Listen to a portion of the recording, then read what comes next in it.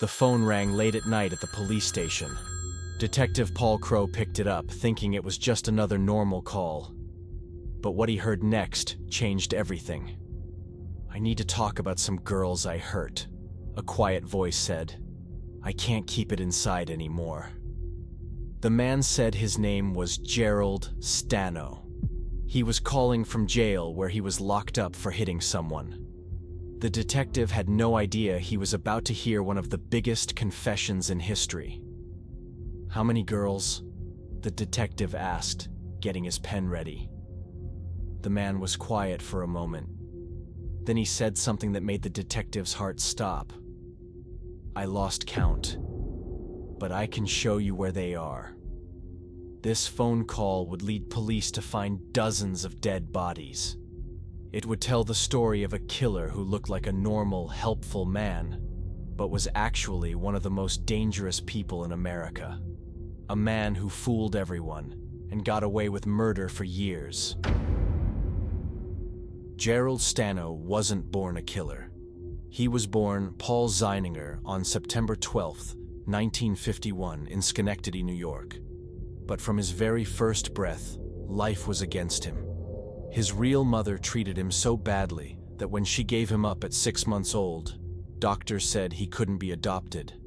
The baby was so sick and hurt that most people thought he would never be normal. He was eating his own waste just to stay alive.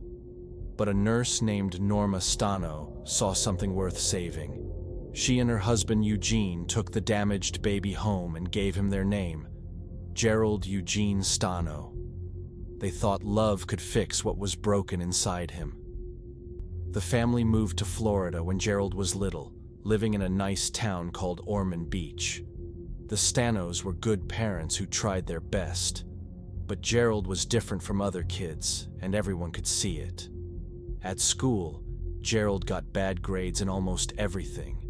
The only thing he was good at was music. But even that couldn't hide the anger growing inside him. Other kids stayed away from him. Teachers noticed he would stare at people without blinking, like he was studying them. Gerald couldn't make friends. He didn't understand how to talk to people or act normal. Deep down, something was very wrong with his brain. The terrible start to his life had broken something that could never be fixed. His adoptive parents took him to doctors and therapists trying to help.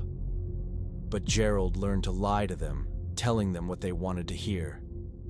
He became very good at pretending to be normal when adults were watching.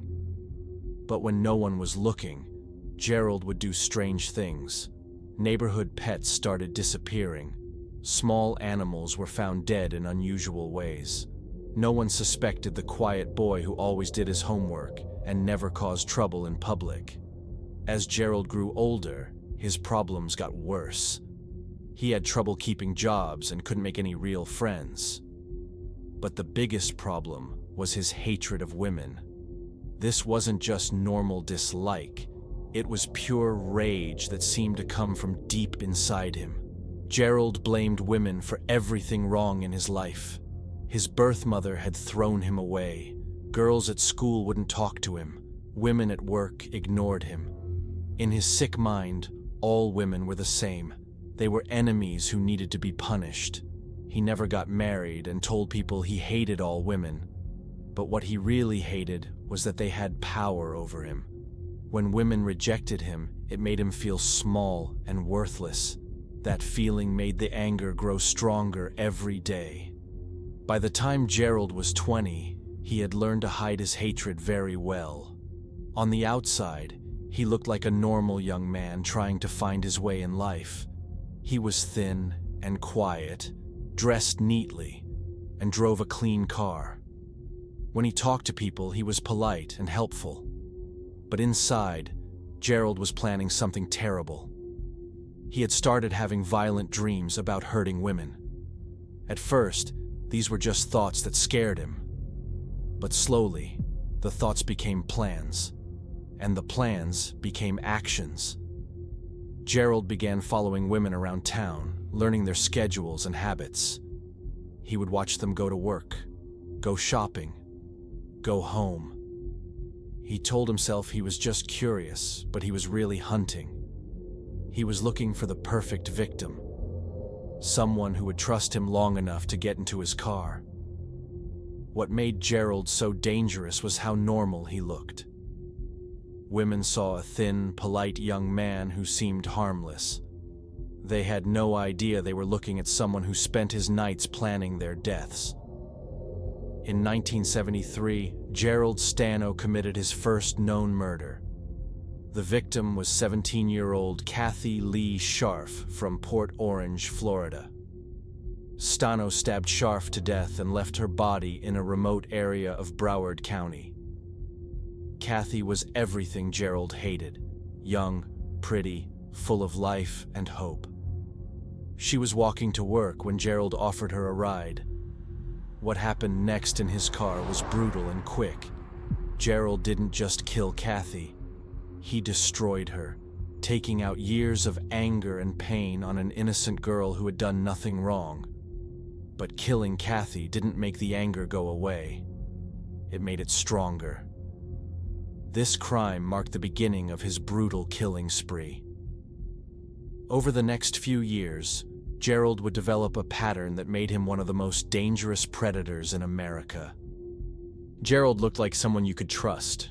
He was thin, quiet, and always polite. His car was clean and he dressed nicely. When young women needed help, he seemed like a safe person to accept a ride from. But that friendly face hid the mind of a killer. Gerald spent months learning how to be the perfect predator. He studied how women acted, what made them feel safe, what would make them get into a stranger's car. He learned that if he acted worried or concerned for their safety, they would trust him more. His favorite targets were young women who were alone and needed help. Hitchhikers were perfect because they were already looking for rides. Women whose cars had broken down were easy targets because they were scared and grateful for help. Girls walking home from work late at night were vulnerable because they just wanted to get home safely. Gerald would drive around for hours looking for the right victim. He knew exactly what type of woman he wanted: young, pretty, and alone. When he found someone, he would pull over and offer help with the kindest voice and most helpful smile. "Need a ride?" he would ask. It's not safe for a young lady to be out here alone at night. Most of the time, the women would say yes. They saw a normal-looking man who seemed genuinely concerned about their safety. How could they know that getting into his car would be the last mistake they ever made? Once they were in his car, Gerald would drive to remote areas where no one could hear what happened next. These places were far from main roads, hidden by trees, where screams would just disappear into the night. Gerald had spent months finding these perfect locations. What he did to these women in those lonely places was beyond evil. But what made it even worse was that Gerald enjoyed every second of it. For the first time in his life, he had complete control over another person. He could decide whether they lived or died. That power made him feel like a god. After each murder, Gerald would carefully hide the body where it might never be found. He knew Florida's back roads and empty spaces better than almost anyone. Swamps, construction sites, thick woods, places where a body could disappear forever. Between 1973 and 1980, Gerald killed again and again. The exact number of women he murdered is still unknown, but police believe it could be more than 40. During these 7 years, he became one of the most active serial killers in American history. Each victim had a name, a family, and dreams for the future. Mary Carol Maher was only 20 years old when she disappeared while walking to work at a convenience store.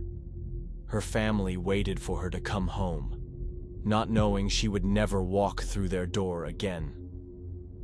Susan Bazile was 22 and had just started a new job. Her car broke down on Interstate 95, and she was standing beside the road when a helpful man in a clean car stopped to offer assistance. Her body was found months later in a remote area. Barbara Bauer was just 19, barely out of high school. She was last seen getting into a car with a man who perfectly matched Gerald's description. Her parents spent years wondering what happened to their daughter. But these were just 3 names out of dozens. Gerald was killing so often that even he started to lose track. Some victims were found quickly. Others took months or years to discover. Many were never found at all. What made Gerald's crimes even more terrible was how he chose his victims. He didn't kill randomly or in moments of anger. He specifically looked for women who were kind, trusting, and helpful. Nurses who took care of sick people. Teachers who helped children learn. Young mothers working to support their families. Gerald seemed to enjoy destroying goodness. When he saw a woman helping others or making the world better, it made him want to hurt her. In his sick mind, these women deserved to die because their kindness made his own evil more obvious. During all these years of killing, Gerald lived a normal life on the surface. He worked regular jobs, lived quietly with his adoptive parents, and seemed like just another young man trying to figure out his future. His neighbors thought he was polite and helpful. His co-workers saw him as quiet but friendly. Nobody suspected that the thin, polite man they knew was actually one of the most dangerous killers in the country. Gerald was so good at hiding his true nature that he fooled everyone for 7 years. Gerald's downfall came from an unexpected source: his own carelessness. On March 25, 1980, he approached 2 women, Ramona Neal and her sister, in a Daytona Beach shopping center parking lot. He tried to force them into his car, but they fought back and screamed for help. Security guards arrived and detained Gerald. It should have been a simple assault case, but something about Gerald bothered the arresting officers. When they ran his name through their files, they discovered he had been questioned in connection with several missing persons cases, but never arrested. Detective Paul Crowe was assigned to interview Gerald about the assault. What happened next shocked everyone involved in the case. Sitting in that interview room, Gerald seemed like he wanted to tell someone his secrets. Detective Crowe was patient, letting Gerald talk at his own pace. What started as questions about the assault slowly turned into something much bigger. "I've done some bad things," Gerald said quietly. "Things to girls. I didn't mean for it to happen the first time, but then it felt good." Over the next several hours, Gerald began confessing to murders. Not 1 or 2, but dozens. He gave details that only the killer could know. What the victims were wearing, how they died, where their bodies were hidden. While incarcerated, Stano confessed to multiple murders, providing details that led to the discovery of some victims' bodies. Detective Crowe could barely keep up with the confessions. Gerald seemed relieved to finally tell someone what he had done. He drew maps showing where bodies were buried, described conversations he had with victims before killing them, even remembered small details like jewelry they were wearing. But the most chilling part wasn't what Gerald said. It was how he said it. He showed no emotion, no remorse, no understanding that what he had done was evil. To him, these women weren't people. They were objects he had used and discarded. As word spread about Gerald's confessions, police departments from across the Southeast contacted Volusia County. They had unsolved cases that might be connected. Missing women whose descriptions matched Gerald's preferred victims. Bodies found in remote areas that matched his methods. He killed at least 22 women. He confessed to killing 41. but investigators believe the real number might be even higher. The police say the number of his victims may be closer to 88. Each confession led to more questions. Gerald had been traveling between Florida, Pennsylvania, and New Jersey for years, leaving a trail of bodies that investigators were only beginning to discover. Some victims were found exactly where Gerald said they would be. Others remained missing, their families left to wonder if they would ever know the truth. The investigation revealed a killer who had been far more active and far more careful than anyone imagined. Gerald had been killing for 7 years without being caught, perfecting his methods and avoiding detection through careful planning and pure luck. As the investigation continued, the true scope of Gerald's crimes became clear. His victims ranged in age from 17 to 25. They were college students, waitresses, factory workers, and young mothers. All of them had their whole lives ahead of them before they met Gerald Stano. The official identification of Pamela K. Whitman, whose body was found November 5, 1980, off I-95 north of Port Orange, has also enabled detectives to determine she was a victim of Daytona Beach area serial killer Gerald Stano. Pamela had been unidentified for over 40 years before modern DNA techniques finally gave her back her name. Each victim represented a family destroyed, dreams cut short, potential never realized.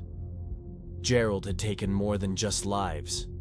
He had stolen futures, ended bloodlines, and left behind a wake of grief that would last for generations. But Gerald felt none of this pain. When investigators asked him about his victims, he spoke about them like they were trophies. He remembered details about their deaths, but couldn't remember their names. To him, they had never been people at all. Gerald's trial began in 1981. The evidence against him was overwhelming. His detailed confessions, physical evidence from crime scenes, and testimony from survivors who had escaped his attacks. But Gerald's lawyers argued that the confessions were unreliable. They claimed he was mentally ill, that he had confessed to crimes he didn't commit, that police had pressured him into admitting to unsolved cases. The prosecution disagreed. They presented evidence showing Gerald had specific knowledge about the crimes that only the killer could possess. He knew where bodies were hidden, how victims had died, and details about the crime scenes that had never been released to the public. Stano was found guilty of 9 murders and received 8 life sentences and 1 death sentence. But everyone involved in the case knew he had killed far more than 9 women. The death sentence came for the murder of Kathy Scharf, his first known victim. Gerald spent 17 years on Florida's death row. During that time, he continued to provide information about unsolved cases, but investigators became increasingly skeptical of his claims. Some confessions proved to be false, while others couldn't be verified. The question became, was Gerald Stano a serial killer or a serial confessor? Had he really killed 41 women? Or was he claiming credit for crimes he didn't commit to gain attention and delay his execution? Most investigators believe the truth was somewhere in the middle. Gerald had definitely killed multiple women, but his exact victim count would never be known. Some cases he confessed to were probably true. Others were likely fantasies or lies designed to manipulate the system. What wasn't in doubt was that Gerald felt no remorse for what he had done. He never apologized to victims' families, never showed any understanding of the pain he had caused. To the very end, he saw himself as the victim of circumstances beyond his control, the latter of which was carried out by electric chair on March 23, 1998, in Florida State Prison. Gerald had exhausted all his appeals and run out of legal options. For his final meal, Stano requested Delmonico steak, a baked potato with sour cream and bacon bits, and other items that showed he was still thinking only of his own comfort. His final statement before being executed by electric chair was to give the location of the last body. Even at the end, Gerald was still playing games with investigators, revealing information only when it served his purposes. Gerald Stano died at 7:07 a.m. on March 23, 1998. He was 46 years old. With his death, one of Florida's most prolific serial killers finally paid for his crimes. Gerald Stano's case changed how law enforcement investigates serial crimes. His confessions led to the development of better methods for verifying information from suspects and coordinating investigations across state lines. But perhaps more importantly, his case showed how a killer could hide in plain sight for years, victimizing the most vulnerable members of society while appearing completely normal to everyone else. The families of Gerald's victims never got the closure they deserved. Too many questions remained unanswered. Too many bodies were never found. Too many confessions couldn't be verified. What they did get was justice. The knowledge that the man who had destroyed their lives would never hurt anyone else. Gerald Stano was finally stopped, but the pain he caused continues to this day. Even after Gerald's death, investigators continued finding evidence that might be connected to his crimes.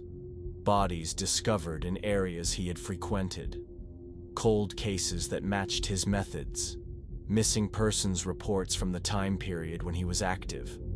The true extent of Gerald Stano's crimes may never be known. What is certain is that he was one of the most dangerous predators in American history, a man whose hatred was so complete that it consumed not just his victims, but ultimately himself. His story serves as a reminder that evil can wear a normal face, that the most dangerous killers are often the ones who seem harmless, and that justice, while sometimes delayed, will eventually find those who prey on the innocent. This story shows how dangerous people can look completely normal and helpful. Share this video so others can learn the warning signs and stay safe. Subscribe to learn about more real crime cases that could save your life.